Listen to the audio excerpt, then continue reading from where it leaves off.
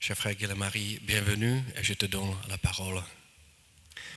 Merci frère Lucas pour la présentation, merci pour l'invitation, merci à frère Philippe de pallier mon insuffisance en langue. Pendant de nombreux siècles, la connaissance de l'univers s'est appuyée sur un vieil ouvrage composé de textes du IVe siècle avant Jésus-Christ, l'ouvrage d'un philosophe païen, La physique d'Aristote. Et dans ce traité, dans d'autres traités qui lui sont liés, Aristote décrit le monde comme formé de sphères concentriques. Et cette description a pour l'époque une valeur scientifique, mais également une valeur philosophique. L'univers est un cosmos, c'est-à-dire un tout bien ordonné. L'homme se situe dans un cocon protecteur. Il sait quelle est sa place dans le monde, il sait quelle est sa mission. Mais les découvertes du XVIe siècle et du XVIIe siècle ont considérablement modifié cette perception. L'homme ne vit plus dans un cosmos bien ordonné, mais il est perdu dans un monde immense et chaotique. L'ordre semble avoir subitement disparu de l'univers. Alexandre Koyré, le philosophe des sciences, décrit ce passage comme étant celui du monde clos à l'univers infini. Et on connaît aussi la fameuse phrase de Blaise Pascal qui décrit le sentiment de l'homme du XVIIe siècle, le silence éternel des espaces infinis m'effraie. Si les découvertes scientifiques font progresser notre représentation du monde, il y a cependant quelque chose de plus que ces découvertes scientifiques. C'est le regard philosophique que nous portons sur le monde. Il faut distinguer les faits scientifiques et la vision philosophique. Les faits ne se présentent jamais bruts. Il y a toujours une vision philosophique qui guide le scientifique et qui lui permet d'interpréter les faits. Par exemple, la théorie scientifique de l'évolution relève des faits que l'on essaye d'organiser en synthèse cohérente, c'est la théorie, mais l'évolutionnisme, qui est un matérialisme réduisant la vie à la matière, est une philosophie qui accompagne souvent et malheureusement la théorie scientifique, mais qui ne lui est pas nécessairement liée. Et beaucoup de philosophes thomistes ont pris au sérieux la théorie scientifique de l'évolution tout en l'interprétant dans un cadre philosophique thomiste. Il y a une certaine vision de l'évolution qui n'est pas compatible avec le christianisme. De même qu'à l'époque de saint Thomas d'Aquin, il y avait une certaine vision du monde comme éternelle qui n'était pas compatible avec la révélation chrétienne. Chaque époque a donc ses purifications philosophiques à effectuer pour proposer une sagesse sur l'univers. Notre époque a aussi un regard chrétien à porter sur la nature et saint Thomas d'Aquin peut être pour nous un guide en cela. Il ne connaissait bien sûr ni la relativité, ni la physique quantique, mais la profondeur de son regard philosophique et théologique sur la nature est toujours d'un grand secours. Lui aussi a dû purifier la vision qui lui venait d'Aristote, qui était païen. Je commencerai donc pour le montrer par donner quelques grandes lignes de la philosophie de la nature de saint Thomas d'Aquin pour montrer ses points d'insistance Ensuite, je montrerai son lien avec les sciences naturelles. Sa philosophie ne dispense pas d'une recherche en sciences naturelles, mais au contraire la promeut. Et enfin, je montrerai comment, avec saint Thomas d'Aquin, on peut envisager un ordre des créatures après la révolution galiléenne. Je partirai donc de l'objet même de la philosophie de la nature de saint Thomas d'Aquin pour mettre en lumière sa pertinence. Pour Aristote et pour saint Thomas d'Aquin à sa suite, acquérir une sagesse sur l'univers demande d'étudier le mouvement. Ce qu'on appelle aujourd'hui la philosophie de la nature prolonge la physique d'Aristote. Donc, pour éviter l'ambiguïté avec le terme de physique actuel, on parle de philosophie de la nature. Cette philosophie de la nature a pour objet le mouvement. Et je voudrais préciser un peu cela. Saint Thomas d'Aquin explique que le sujet de la philosophie de la nature est l'être en mouvement.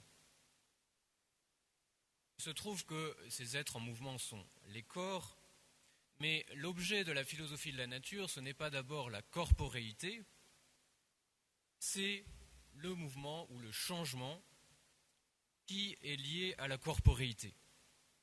Si nous vieillissons, c'est parce que nous avons un corps qui se dégrade peu à peu. Et par mouvement, il ne faut pas entendre seulement le déplacement, qui est le mouvement local uniquement, mais le changement ou le devenir dans toute son amplitude.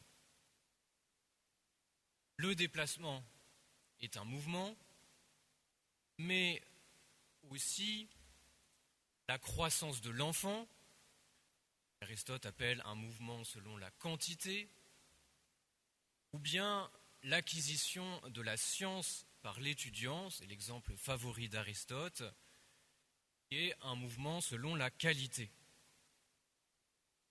Même la génération et la corruption font partie du mouvement pour Aristote. C'en est même une forme fondamentale. La naissance et la mort des plantes et des animaux qu'on observe partout dans la nature font partie de l'objet de la philosophie de la nature. Pour Aristote, c'est une affirmation fondamentale face à la doctrine de l'atomisme. L'atomisme, c'est une doctrine antique selon laquelle l'ensemble du changement dans l'univers est dû à une agrégation ou à une désagrégation de particules. Cette doctrine est la plus aboutie chez le penseur Démocrite, 5e siècle ou 4e siècle avant Jésus-Christ. Pour Démocrite, les corps sont constitués d'atomes et de vide qui séparent les atomes. Même l'homme est constitué de cette manière,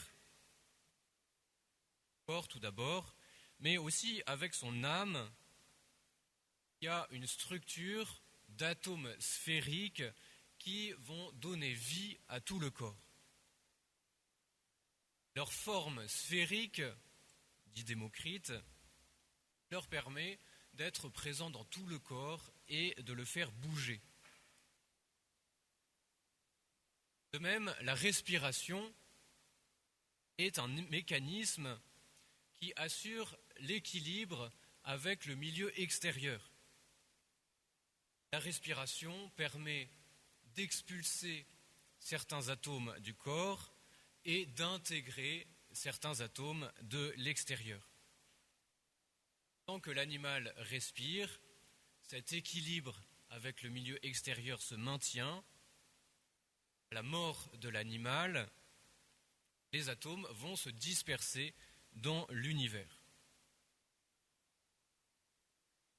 Pour les atomistes, donc, il y a seulement une recombinaison de réalité dans l'univers.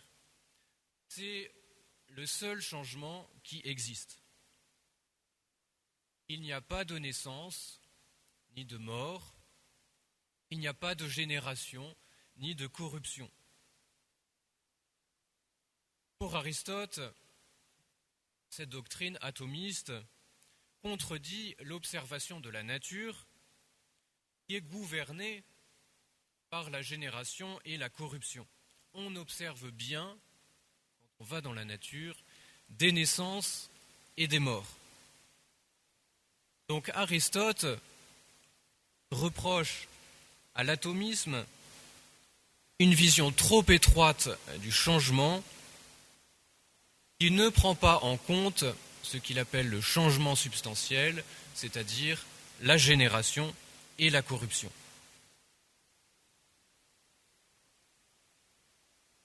C'est une tentation que nous retrouvons à de nombreuses périodes de l'histoire de la pensée.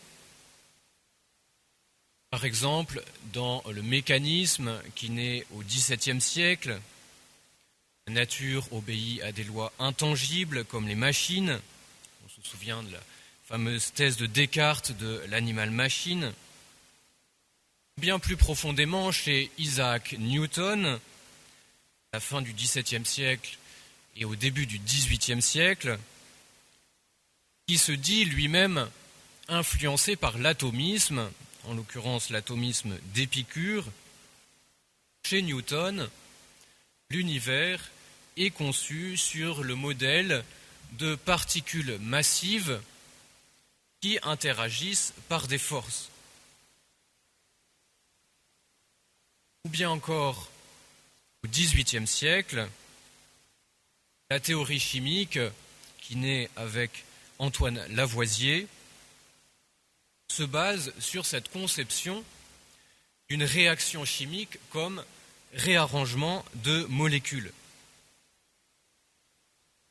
On connaît sa fameuse formule qui est apocryphe mais qui rend bien compte d'une partie de ses ouvrages. Rien ne se perd, rien ne se crée, tout se transforme. Et on pourrait citer beaucoup d'autres théories scientifiques influencées par cette philosophie. Par exemple, la mécanique statistique au XIXe siècle, ou bien la physique des particules au XXe siècle. L'atomisme, donc, pour Aristote, c'est en quelque sorte une philosophie spontanée. C'est celle qui nous vient en premier à l'esprit. Mais pour Aristote, elle est tout de même simpliste. Elle ne rend pas compte de la génération et de la corruption, elle ne rend pas compte de l'apparition de nouvelles formes. Qu'est-ce qui différencie un arbre de l'oiseau qui vient se poser sur sa branche? Ce n'est pas une différence dans l'agencement de leurs molécules, ou pas uniquement, mais c'est d'abord une différence de forme, une différence de nature. Et le changement substantiel, dans la naissance d'un nouvel être, n'est pas une simple construction de l'ego, mais c'est l'apparition d'une nouvelle forme.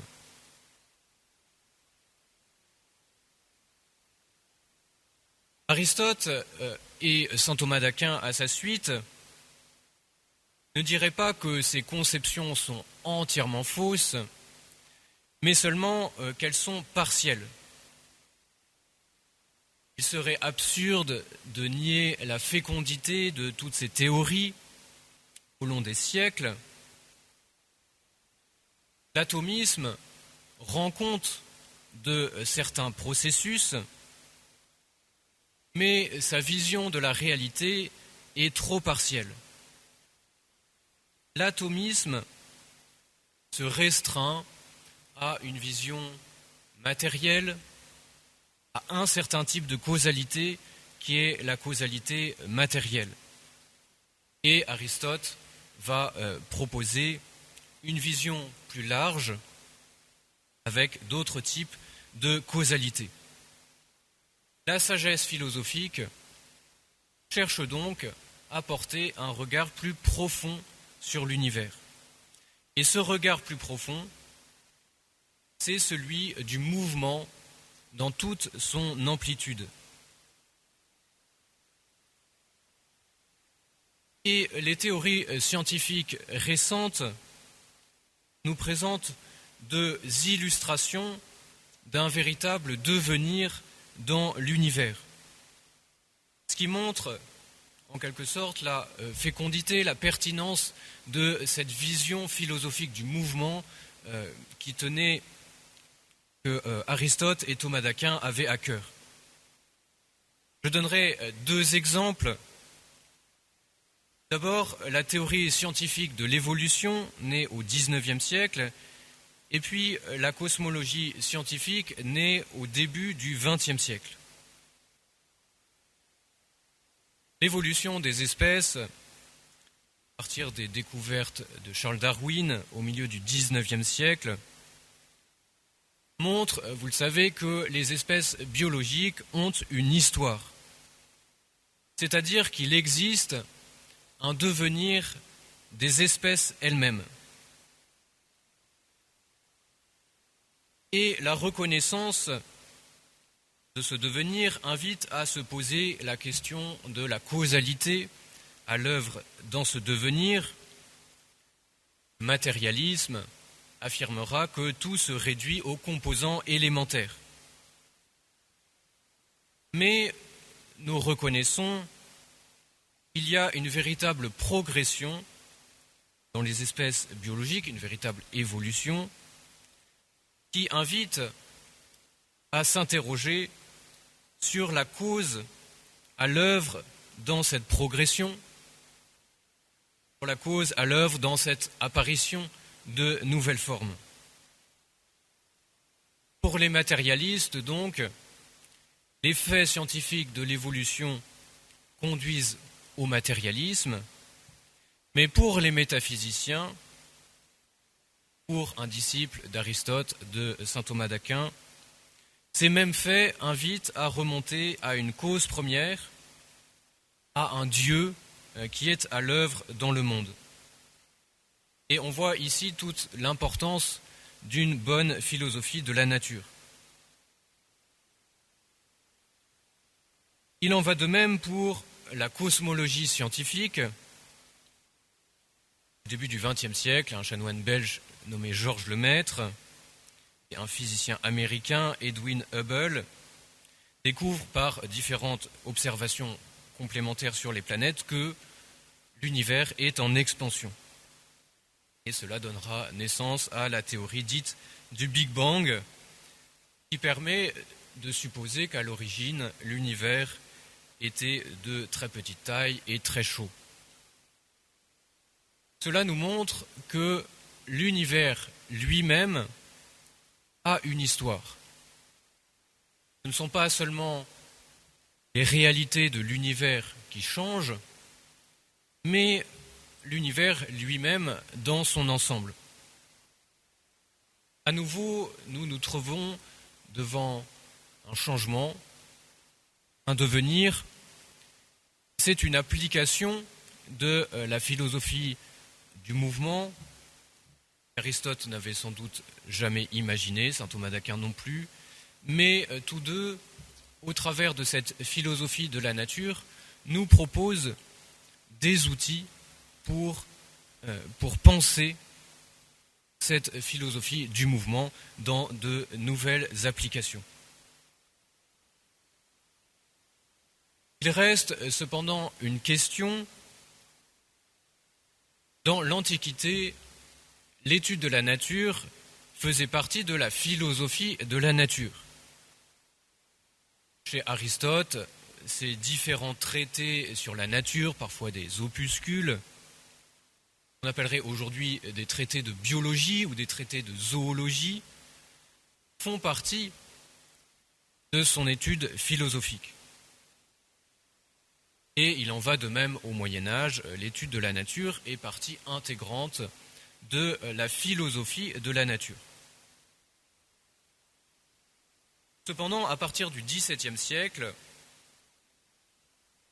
la connaissance de la nature va peu à peu se construire à l'extérieur de la philosophie de la nature, et même parfois contre une certaine philosophie de la nature, contre la philosophie d'Aristote, qui est jugée dépassée en raison d'une représentation du monde caduque.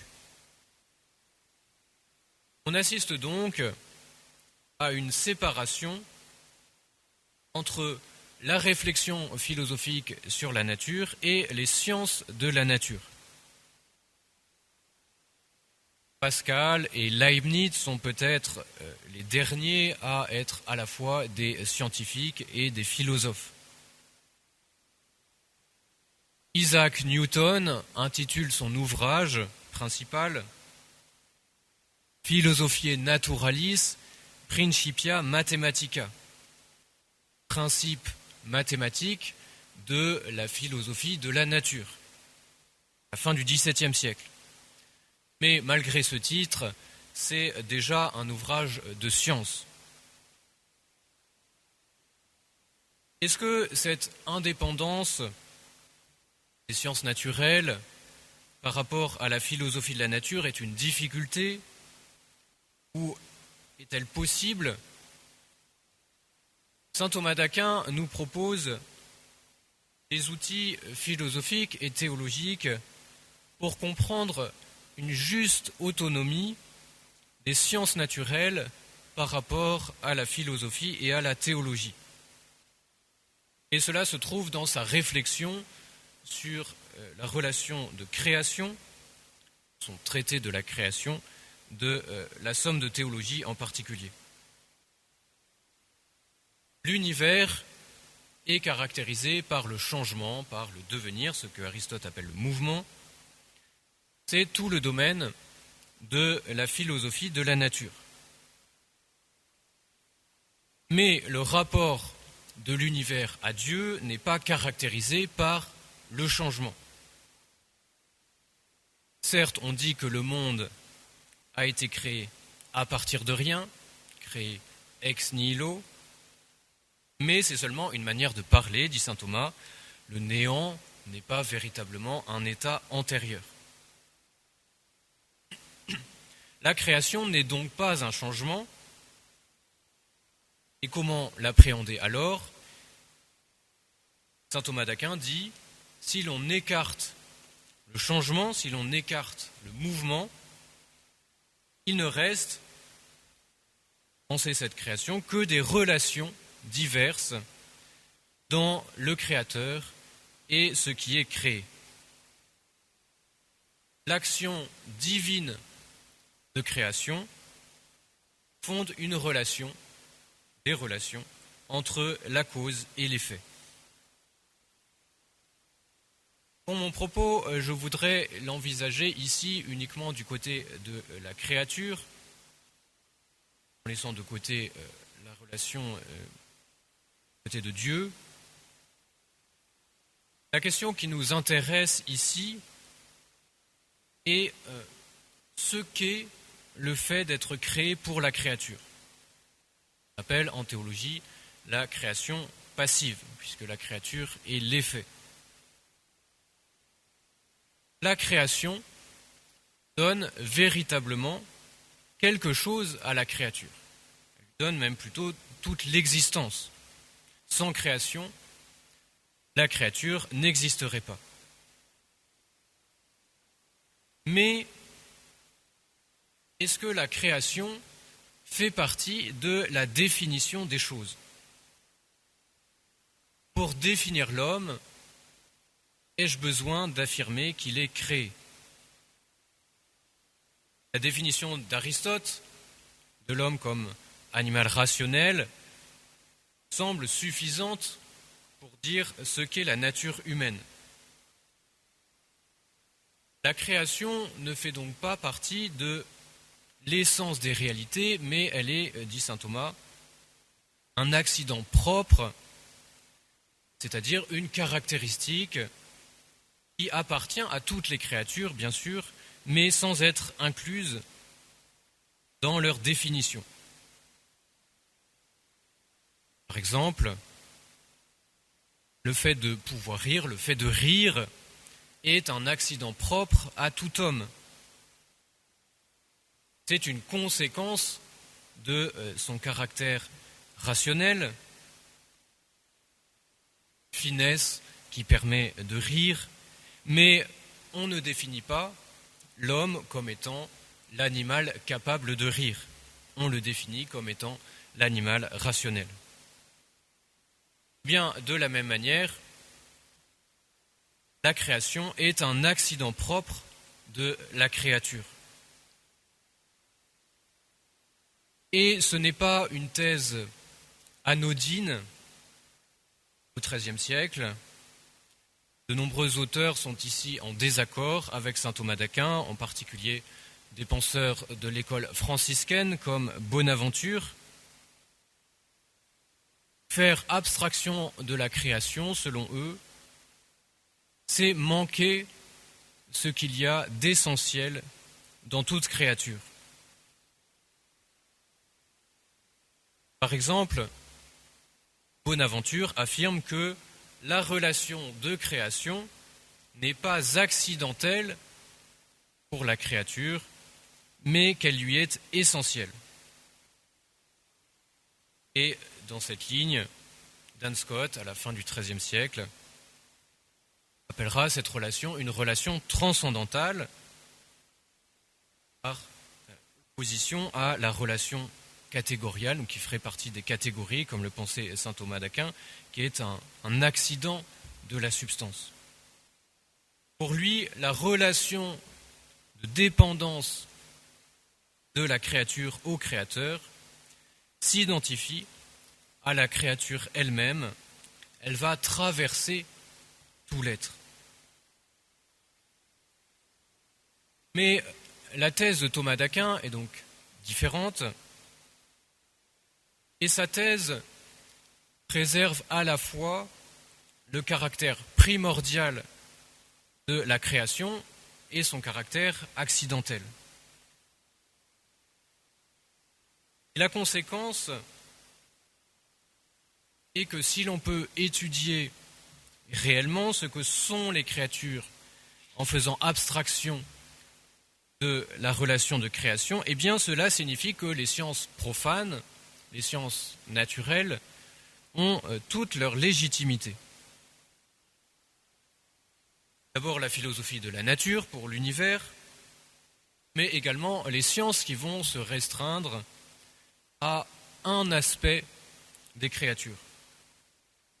Par exemple, les mathématiques qui vont se focaliser sur l'aspect mesurable des réalités, leur aspect quantitatif,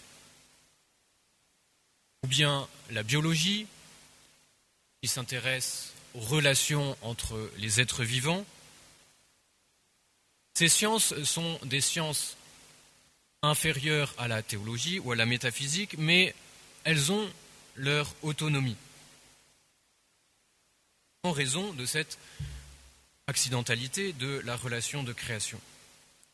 Et elles s'inscrivent dans ce que saint Thomas d'Aquin appelle l'ordre secondaire de l'univers, c'est-à-dire les relations des créatures entre elles. Dieu a institué un double ordre dans l'univers, dit saint Thomas, l'ordre principal et l'ordre secondaire. L'ordre principal, dit toujours saint Thomas, consiste en ce que les créatures sont ordonnées à Dieu. Et l'ordre secondaire consiste en ce qu'une créature aide l'autre pour qu'elle parvienne à la similitude de Dieu. Et l'ordre mutuel des parties de l'univers, dit enfin saint Thomas, existe en vue de l'ordre au bien ultime. Donc l'ordre des créatures envers Dieu est l'ordre principal. Saint Thomas ne perd pas de vue la création par Dieu et ce lien des créatures à Dieu, mais par l'ordre secondaire,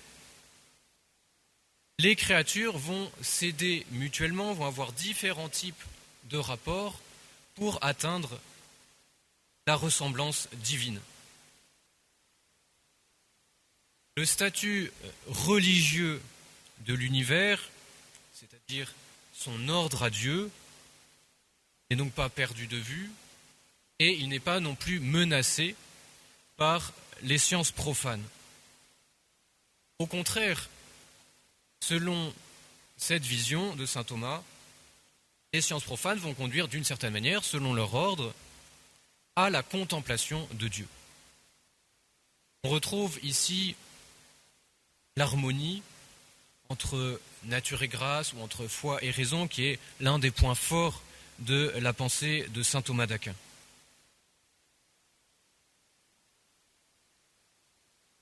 Pour terminer, je voudrais illustrer cet ordre secondaire des créatures chez saint Thomas en m'interrogeant sur la notion de cosmos que j'ai mentionnée en introduction.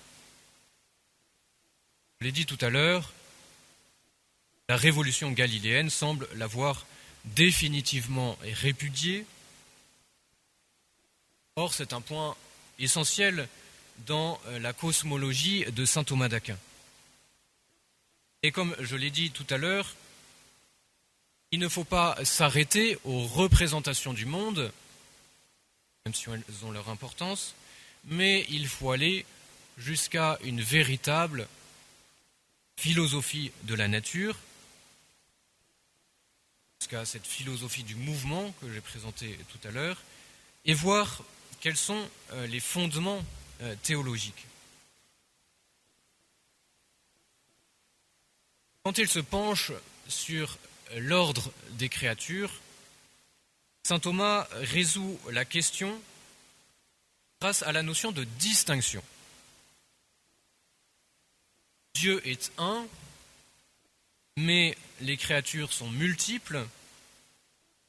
Comment expliquer que de l'un, de Dieu, un, sorte une diversité de créatures ? Le problème de l'un et du multiple est l'une des questions fondamentales de la philosophie tout au long des siècles. Et saint Thomas explique cela dans la question 47 de la prima pars de la somme de théologie. La bonté divine, dit-il, qui est infinie, ne peut pas être suffisamment représentée par une seule créature. Donc, il convient que Dieu ait produit une multiplicité de créatures pour qu'elles puissent représenter le plus adéquatement possible la bonté divine. C'est pour cette raison, en particulier, que Dieu n'a pas créé seulement des anges, mais aussi des créatures corporelles et aussi des hommes qui sont à la frontière du monde corporel et du monde spirituel.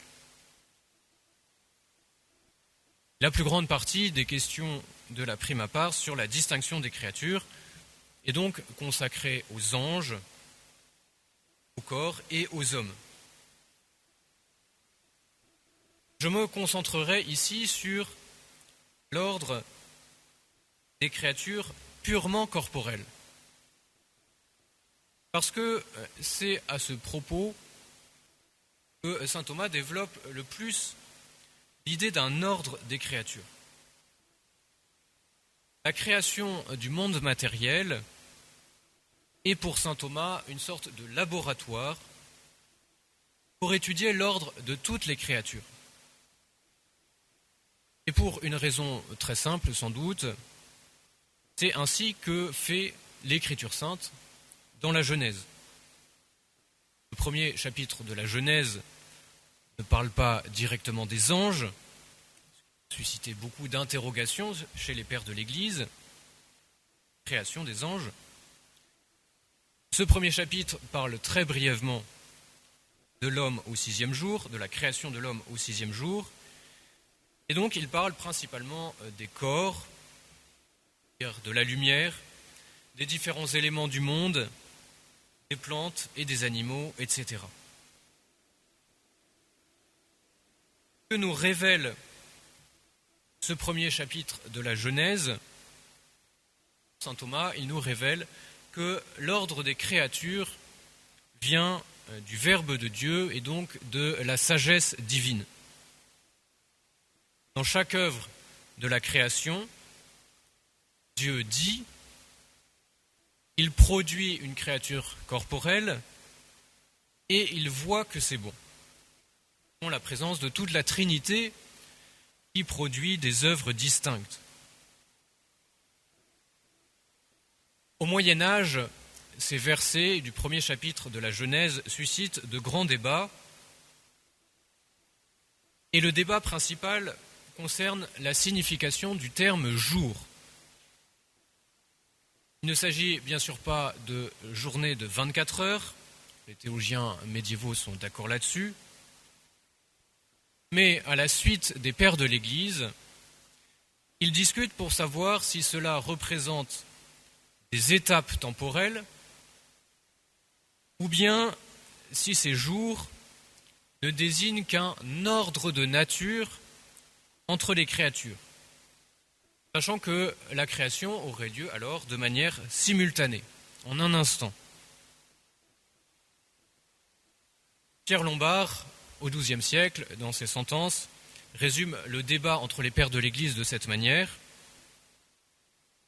Saint Augustin est partisan d'une création simultanée, des jours signifiant alors un ordre de nature, et les autres pères de l'Église sont favorables à l'autre interprétation des jours, selon laquelle ces jours seraient des étapes temporelles. Saint Thomas d'Aquin, à la suite de son maître Albert le Grand, va exprimer sa préférence pour l'opinion augustinienne d'une création simultanée et donc d'un ordre de nature entre les créatures. C'est du moins ce qu'il affirme dans son ouvrage de jeunesse, le commentaire des sentences, même s'il tient toujours en grande considération les deux opinions, puisqu'elles viennent des pères de l'Église. Dans la somme de théologie, en revanche, il n'exprimera pas cette préférence, étudiera les deux opinions, mais souvent en commençant par étudier la position de saint Augustin. Saint Thomas d'Aquin cherche toujours à réunir les opinions différentes dans une synthèse. Et voici comment il résout cette différence d'interprétation du terme « jour ». Ce qui est fondamental, dit-il, c'est l'ordre de nature, c'est-à-dire la hiérarchie entre les différentes réalités. Mais cet ordre s'exprime dans la Genèse selon un ordre de temps, soit dans la réalité, au sens où ce serait des étapes temporelles, soit seulement dans l'Écriture sainte. Soit Dieu, qui est un bon pédagogue, a créé les réalités corporelles en plusieurs étapes pour montrer leur ordre, soit Moïse, et c'est plutôt le frère saint Thomas, soit Moïse, qui est lui aussi un bon pédagogue, a exprimé cet ordre de nature en différentes étapes appelées des jours. Pour saint Thomas, le fondement de cet ordre de créature, c'est la distinction entre la matière et la forme. La matière est créée avant les jours de la création. C'est ce que décrivent les premiers versets de la Genèse. Au commencement, Dieu créa le ciel et la terre. Or, la terre était vide et vague. Les ténèbres couvraient l'abîme. Un vent de Dieu tournoyait sur les eaux. Ce qu'il appelle l'œuvre de création, opus creationis.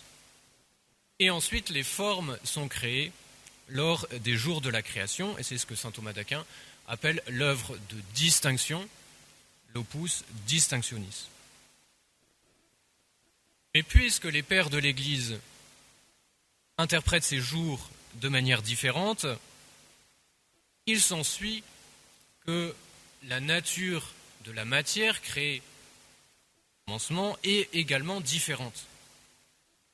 Pour saint Augustin, la création est simultanée, et donc c'est une matière totalement informe qui va recevoir des formes au cours des 6 jours. Selon l'interprétation des autres pères, la matière ne peut pas subsister de manière totalement informe en attendant le premier jour, puisque ce sont des étapes temporelles. Donc cette matière va posséder déjà des formes élémentaires et recevra des formes supérieures au cours des jours suivants. Là où saint Thomas d'Aquin voit un accord entre les pères de l'Église, c'est sur cette dualité entre œuvre de création, opus creationis, et œuvre de distinction, opus distinctionis. Chez tous les pères de l'Église, il y a une division entre création de la matière, avant les jours, et formation de cette matière au cours des 6 jours. L'accord des pères repose donc sur l'existence de ces 2 étapes, qui ne sont pas nécessairement des étapes temporelles, entre la production de la matière et la production de la forme. Et saint Thomas voit dans ces 2 étapes une raison de convenance qui nous porte à admirer la sagesse de Dieu. Dans la création, dit-il, doit être manifestée non seulement la vertu de puissance, mais aussi l'ordre de la sagesse, de sorte que ce qui est antérieur par nature est aussi institué antérieurement. Donc, le commencement du monde manifeste la puissance divine, qui fait passer les créatures du néant à l'existence, mais ces étapes de la production des créatures corporelles montrent la sagesse divine, qui institue une nature ordonnée. Je reviens à ma question initiale après avoir montré ces soucis de saint Thomas. Les théologiens du Moyen-Âge sont très attentifs à l'ordre de l'univers, cette notion de cosmos. Est-ce que cet enseignement est toujours valable ? Nous avons vu que pour l'appréhender correctement, il ne faut pas en rester à une vision du monde sans cesse soumise aux découvertes scientifiques, mais il faut s'appuyer sur une philosophie de la nature, puisque les faits n'ont de véritable signification que dans ce cadre philosophique. Comment revenir donc à comment souligner cet ordre des créatures ? La physique de l'infiniment petit a remis d'une certaine manière en valeur la nécessité de la philosophie de la nature et nous oriente, elle aussi, vers un véritable ordre des créatures dans ce cadre philosophique. La théorie de la physique quantique, née à la fin du XIXe siècle et constituée pendant le XXe siècle, souligne d'abord la nécessité d'une philosophie de la nature, puisqu'elle déroute le sens commun et appelle nécessairement une interprétation. Comme le dit une phrase attribuée au physicien Richard Feynman, on comprend très bien comment ça fonctionne, mais on ne comprend pas pourquoi. Comment une particule peut-elle passer par 2 fentes à la fois dans l'expérience des fentes Young ? Comment expliquer que la position d'une particule soit indéterminée, si sa vitesse est connue de manière précise, comme le dit Heisenberg ? La physique nous met donc face à des réalités qui sont intrinsèquement déterminées, au sens où elles ne sont pas encore déterminées, mais ordonnées à ces déterminations. Et en s'attachant au corps les plus bas sur l'échelle des réalités corporelles, la physique nous met sous les yeux une indétermination qui relève de la potentialité de la matière. Werner Heisenberg, donc l'un des fondateurs de la mécanique quantique, écrivait « Les atomes ou les particules élémentaires ne sont pas aussi réels que les phénomènes de la vie quotidienne. Ils forment un monde de potentialités, de possibilités, plutôt qu'un monde de choses ou de faits. Ainsi, les découvertes récentes de la physique, accompagnées d'une juste philosophie de la nature, nous ouvrent aux réalités les moins déterminées, aux réalités les plus matérielles, et donc elles nous ouvrent à un véritable ordre des créatures corporelles qui va de ces réalités les plus basses jusqu'aux substances pleinement actualisées que nous avons autour de nous.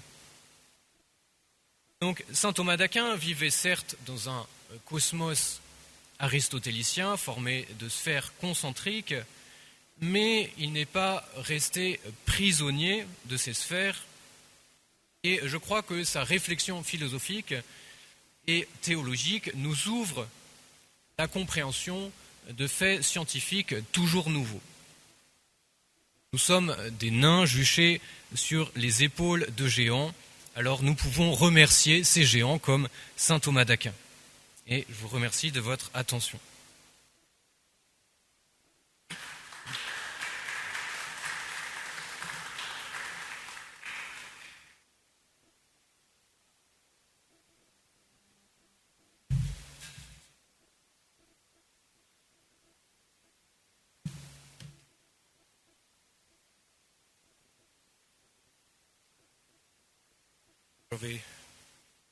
Gilenovi Marie za jeho velmi hutnou, výživnou přednášku, které se určitě budeme moct nějak vrátit i díky tomu, že ji máme zaznamenanou na našem YouTube kanále.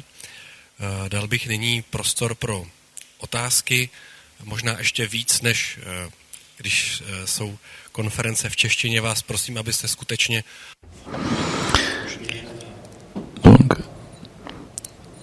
Merci pour cette conférence. Maintenant, donc, il y a le temps pour les questions.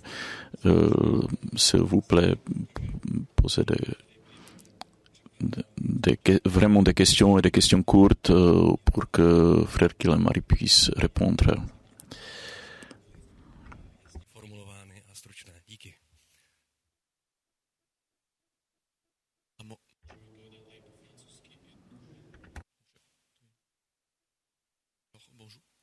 Bonjour, merci beaucoup. J'aurais une question concernant la relation entre physique et métaphysique. Comment former des arguments contre le réductionnisme en physique? Est-ce qu'il faut plutôt réinterpréter la physique elle-même, par exemple par argumenter pour l'émergence, ou est-ce qu'il faut l'affronter du point de vue métaphysique et former des arguments plutôt philosophiques? Merci.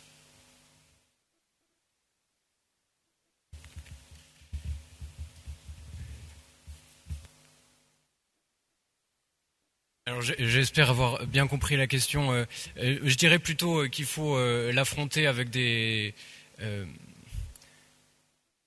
disons que c'est plutôt le cadre philosophique qui va avoir une certaine influence sur la physique au sens moderne du terme. Les faits scientifiques, il y a une double relation. Le physicien lui-même va être guidé par une certaine philosophie. Par exemple, s'il a une vision un peu atomiste, comme je l'ai décrit, il va conduire un certain type d'expérience. Par exemple, des expériences dans des accélérateurs de particules pour casser pour casser les particules élémentaires, voir si on peut en avoir des plus élémentaires. Ça, c'est quelque chose qui se comprend très bien dans le cadre philosophique de l'atomisme, dans un cadre philosophique aristotélicien aussi, où la causalité matérielle a une certaine importance. Mais disons que si le physicien a une vision philosophique plus large, il est sans doute plus ouvert à un comportement de la réalité plus... Enfin, il aura peut-être d'autres idées d'expérience Donc ça, c'est, disons, un peu la philosophie en amont. Je ralentisse, pardon. Et il y a aussi un impact en aval qui est plutôt de l'ordre de l'interprétation. Une fois que j'ai ces faits, comment est-ce que je les explique ? C'est ce qu'on voit par exemple chez Newton, hein, il propose un modèle de particules massives en interaction, c'est un certain modèle qui est marqué par une certaine influence philosophique. Donc ça, disons c'est à double sens. On voit que les physiciens du XXe siècle, les grands physiciens qui ont les fondateurs de la physique quantique, Einstein, étaient des physiciens qui avaient une grande culture philosophique. Et je pense que ce n'est pas totalement un hasard. Je ne sais pas si ça répond bien à votre question.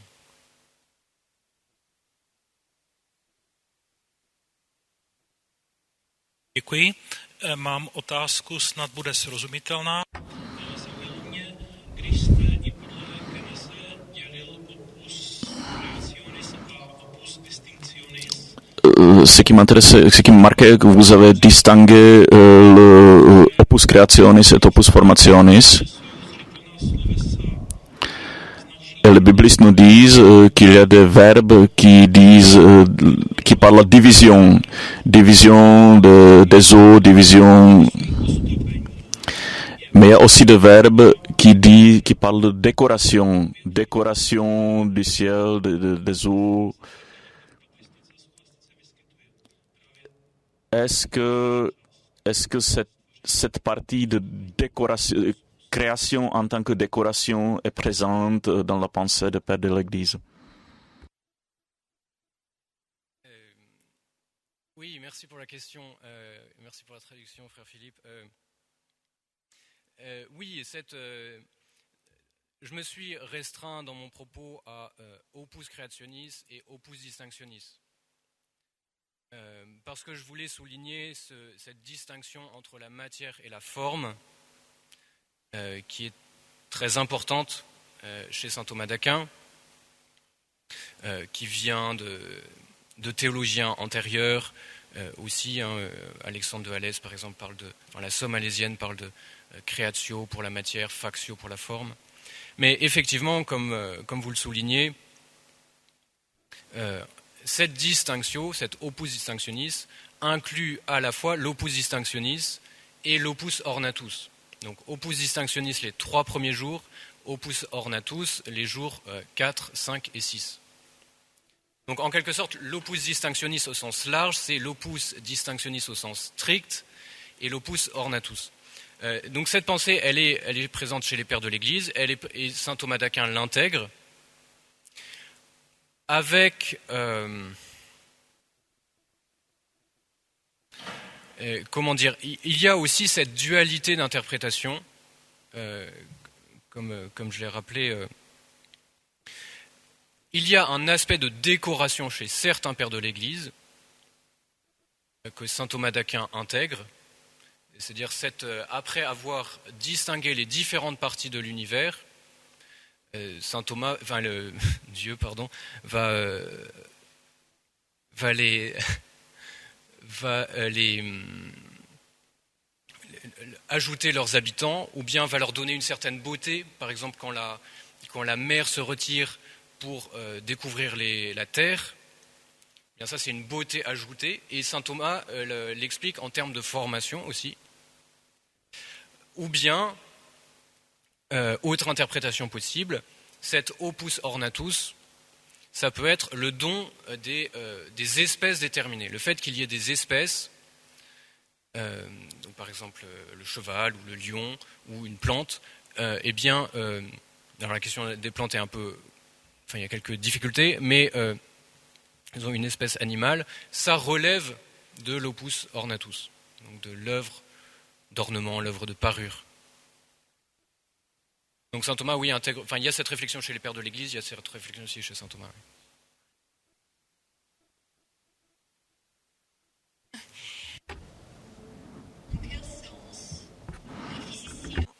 contemporains, qui sont aussi philosophes, parlent-ils de l'univers et du temps?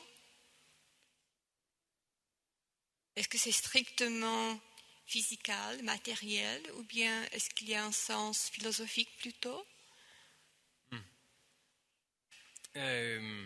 Oui, merci.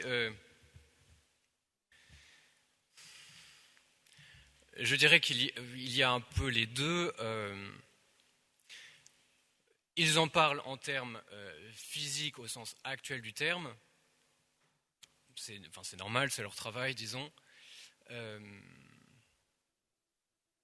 Mais il y a toujours une tentation ou une tendance, pour être moins péjoratif, d'en parler aussi au sens philosophique.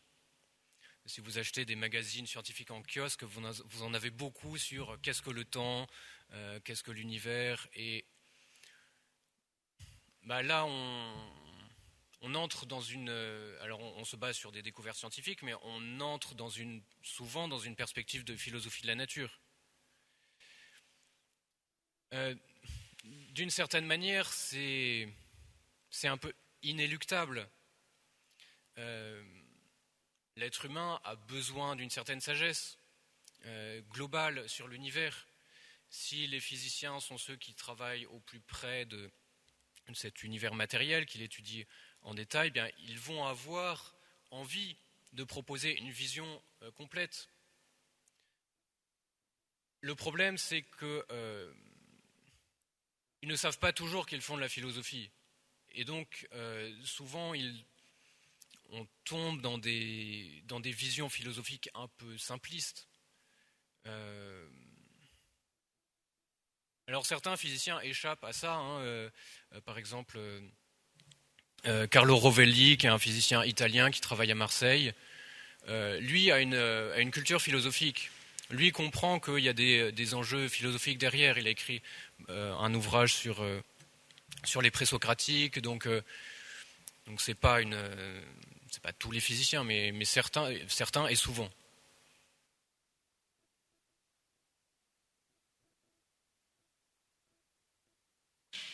Oui, merci beaucoup. Et j'ai deux questions qui concernent la relation entre la métaphysique et la philosophie de la nature, et plus particulièrement la relation entre la sagesse divine et le cosmos. La première question est assez simple. La création manifeste la sagesse de Dieu en incarnant en quelque sorte les idées divines dans le monde créé. Est-ce que la théorie de l'évolution, en remettant en cause la notion d'espèce, permet de penser toujours à cette adéquation entre la pensée divine et les espèces créées, puisque chaque espèce est une expression d'une idée divine, d'une pensée de Dieu. Est-ce que le flou introduit par la doctrine de l'évolution permet toujours de penser cette relation entre la pensée divine et les réalités corporelles en évolution? Et ça m'amène à la deuxième question, qui est une vraie question, parce que je n'ai absolument pas de réponse. Il y a de très nombreux textes où saint Thomas s'interroge sur la signification du monde corporel et il la rattache à la connaissance humaine. C'est-à-dire, c'est pour que l'homme puisse avoir accès à la connaissance à partir d'idées qui lui soient proportionnées que le monde matériel a une signification. Et donc, on a une vision très anthropocentrée du monde corporel. Dans la réflexion contemporaine, on insiste beaucoup sur la biodiversité comme manifestation de la sagesse de Dieu. Est-ce que le monde corporel exprime la sagesse de Dieu au-delà de ce que l'homme peut en saisir. C'est-à-dire, est-ce qu'il y a plus dans le monde corporel que les idées que l'homme peut s'en former? Est-ce que la gloire de Dieu se manifeste seulement dans le fait que le monde corporel permet à l'homme de penser, ou est-ce que la diversité des espèces manifeste aussi quelque chose de la gloire de Dieu qui n'est pas lié à l'homme? Merci pour ces 2 questions. La première pour les relations avec les idées divines. Effectivement, ça a introduit, la théorie de l'évolution a introduit un certain flou entre ces espèces biologiques. Donc saint Thomas dans les textes est très clair. Pour lui, c'est vraiment ces barrières, elles sont entre les espèces, avec parfois une insistance aussi sur, disons, les degrés de vie, c'est-à-dire que finalement les frontières les plus importantes sont entre la matière et la vie végétale, vie sensible de l'animal, et puis vie spirituelle. Est-ce qu'il faut s'appuyer d'abord là-dessus, ou bien vraiment sur les différences entre les espèces? Chez certains penseurs que j'ai lus, ils s'appuient plutôt sur cette hiérarchie de vie, avec la question que ça pose pour les idées divines. Donc, je ne saurais pas trop répondre exactement. Pour la question du monde corporel, effectivement, saint Thomas a beaucoup de textes anthropocentrés. Il me semble tout de même que ces perspectives,